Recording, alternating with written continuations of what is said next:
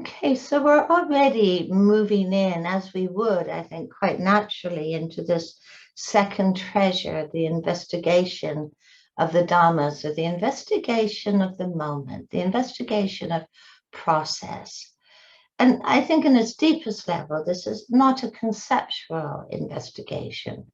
It's not about what we think, but I also don't want to dismiss the sort of capacity, the creativity that our minds can bring to this path, and the way that our minds can be an ally. When we teach a day like this, we're asking you to reflect on what's being taught. We're asking you to think about it. How does this apply to me? What do I understand about this? So not entirely dismissing this domain of thought and reflection and conceptual inquiry. It's about a deep questioning, I think. Why do I think, act, or react, or perceive the way that I do? What are the roots of my opinions, my views? And the most important question of, why do we struggle? And how would we cease to struggle? What makes us suffer? And what makes us free? These are questions that I think are central to this path. We're not expected to leave our minds outside in the hallway with our shoes, to engage this capacity that our minds have for reflective thinking, for investigative thinking. And then there is the domain of investigative mindfulness, which is clearly, experiential, as Chris has just outlined, as we engage with it in the 8-week program. But it's about basically going into territory that is unfamiliar and unknown to us. Who would I be without my opinions and my views and my sense of knowing? Like Wittgenstein once wrote, that words deliver us an image, and the image holds us captive. That's our sense of I know, and creating this territory of familiarity in which change often seems an impossibility. So we engage in this experiential investigation, and we begin to understand what is worthy to be cultivated and what should not be cultivated. We investigate the moments experientially of, when the veiling factors are present, what does ill will feel like? How do I know this? How does anxiety register in the body? How is it shaping my world? And then we also look at those moments when ill will is absent, because that's not a void. It's not a vacuum. We have thousands of moments of non-clinging in a single day. Do we actually really befriend and explore that territory? We have moments of unhesitating generosity and kindness and compassion. Do we actually settle into that, explore it, know how this is sensed in the body? Or are we already looking forward to the next moment when we expect the anxiety to return? There is something about really befriending and familiarizing ourselves experientially in those absence moments that has something very profound to do with rebalancing negative attentional bias. It has something very profoundly to do with cultivating appreciation and joyfulness. So this, what is offered to us in this teaching of the 7 treasures is a kind of roadmap. But then in that roadmap, there's a very felt sense of investigation in every turn of the road. How do I know this? I mean, on a very deep level, experiential investigation is aligning our lives with the unarguables. It's about truly appreciating. Yes, intellectually, we know everything changes. Do we live in the light of that understanding? Do we sense the subtleties of process moment to moment about how nothing in this life stands still and about how holding and clinging is really what happens within the mind that keeps something standing still. You know, if you want aversion or anxiety to hang around, just contract around it. So there's something profound about understanding this nature of change that is threaded through everything that we experience, taste, touch, feel. And it's not emotionally neutral, you know. Sometimes change, of course, means loss. It means grief, you know. It's not emotionally neutral. Sometimes change has an affective element of great sadness. You know, sometimes change has an affective element of delight. You know, I'm so happy when the fridge stops humming, you know, or the difficult neighbor moves away, you know. But it's not about it, and it's appreciating those affective impacts, but also knowing that change, impermanence, not good or bad, right or wrong. It just is. And investigative awareness is really about understanding the nature of what the Buddha calls dukkha, you know, this vulnerability that is a personal and collective story. You know, there is the pain of pain. There is aging, sickness, and death. And we know this. And we know we're not exempt, and we're not arguing with it any longer. We're not arguing with it any longer. It's about understanding the vulnerability that comes with change and the instability of conditions. And we're not arguing with it anymore. We're not making these frantic endeavors to put up our walls of defense so that we try to become invulnerable. We know this. We don't have an exemption.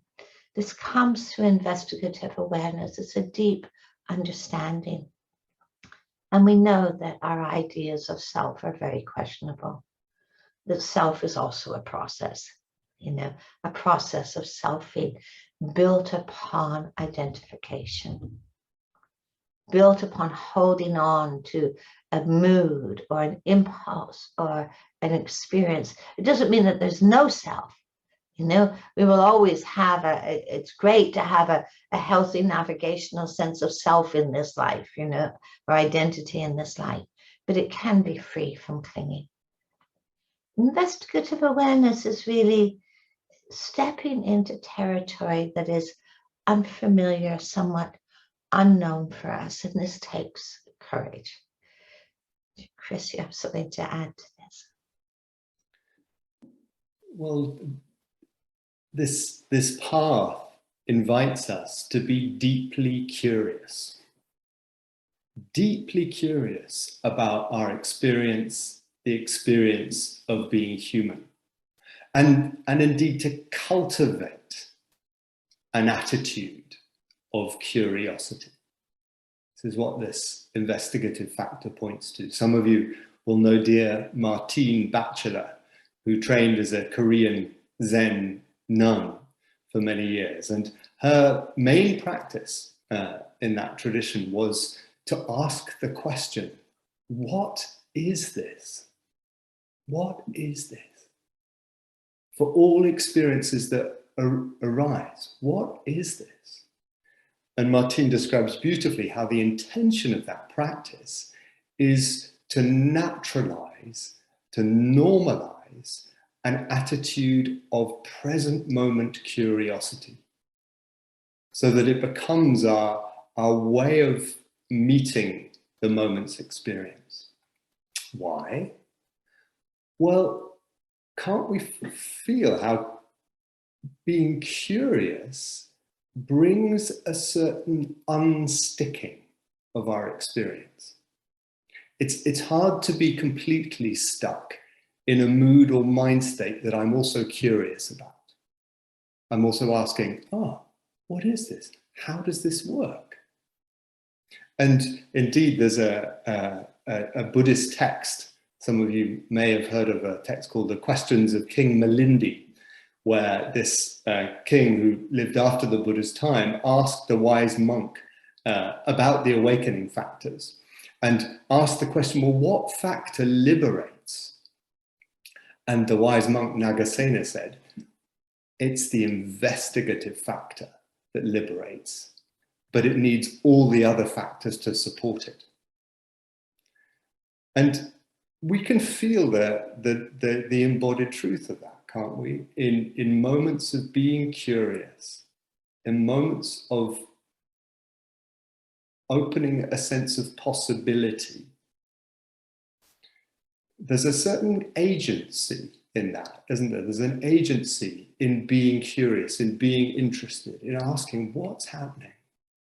We're not just a kind of passive victim in those moments, a passive victim of our moods or our patterns. There's a sense of engaging. And it's an engagement that needs to be guided by the teachings of liberation. So I'm going to put in the chat the Pali for this term, which is Dhamma Vicaya. Dhamma here could be, what Vicaya means to investigate. It also means to discern, that word that Christina used earlier. Dhamma can have two meanings here. One is the word phenomena or experience. So in this moment, I'm curious about what's happening in the body, or I'm curious about what mood or mind state is present, or what thinking patterns or beliefs are here. But it also, this word, as many of you will be aware, points, particularly when it is given in English versions, a capital D, to the teachings, the Buddha's teachings of liberation. And so we get a sense of a more nuanced curiosity or investigation that this aspect of this treasure of the seven treasures points towards, which is an investigating of our experience in the light of the teachings of liberation. And so it's not, for instance, the kind of investigation that, faced with a difficult mood, goes, oh, why am I feeling like this? When did I first start feeling like this? What does this mean about me? You know, we can end up turning investigation into a kind of rumination. This is much more a present moment curiosity, wakefulness that we bring into the embodied experience of now. And that sense that it's an investigation that is also guided by looking for that which liberates. So as Christina was mentioning, the quality of impermanence, the very fabric of our experience being impermanent, changing. Perhaps fabric's the wrong metaphor there. It's more like texture of experience, because it's changing every moment. And so to this quality is sometimes spoken about as like spectacles. I'm wearing Dharma spectacles in the moment of inquiry. And of course, this also is very much part of how the inquiry process in 8-week courses works. We don't just kind of have a chat with people about their experience. We're letting our understanding as teachers or as practitioners of what's helpful in reviewing the body scans of the last week, or viewing the pleasant and unpleasant events calendars of the last week, or the experience of mindful movement. And it's that, in a sense, that points to the importance of our lifetime's training as mindfulness teachers. That sense that investigation, curiosity, a deepening understanding is a lifetime's journey for all of us. And that actually that's what enables us as mindfulness teachers, as well as mindfulness practitioners, to bring a kind of dharmic intelligence, to bring a deep understanding of what gives rise to suffering and what gives rise to the alleviating or the ending of suffering. And it's this that needs to guide our inquiry, whether that's our own internal inquiry or the inquiry that we engage in 8-week courses. I often find it's really helpful as a mindfulness teacher to be looking out for the hot spots of reactivity in what people say, because the Buddha's teachings, just like contemporary mindfulness-based teachings, point to it's in the places of reactivity that our curiosity is best applied, is most usefully applied, because there we have a very vivid, often, sense of what is intensifying dukkha, distress, and what is alleviating. So this Dhamma Vicaya, I think it's one of the words here that's quite helpful to remember the Pali a bit, because it points to this sense of what kind of investigation, what kind of curiosity is being pointed to. It's an informed curiosity that comes from deeply knowing in our own experience what it is that gives rise to suffering and gives rise to the ending of suffering.